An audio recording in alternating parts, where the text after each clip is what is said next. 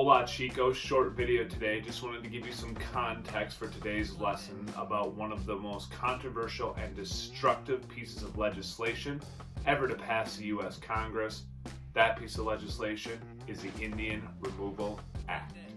This act is what it sounds like. It is the US government under the presidency of Andrew Jackson giving itself the authority to remove Cherokees and Seminoles and other groups of native peoples from land that is wanted for Western settlement.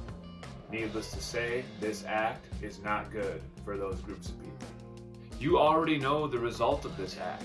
It's the Trail of Tears, a series of forced migrations that result in the deaths of thousands of Native Americans due to things like exposure and disease and starvation.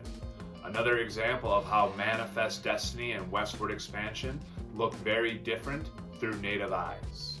And that's what today's lesson is centered around, viewing the passage of this legislation through different eyes. Not just Americans and Natives, but different subgroups within those larger groups who had unique perspectives due to their unique situations. And that's one of the things I really like about today's lesson.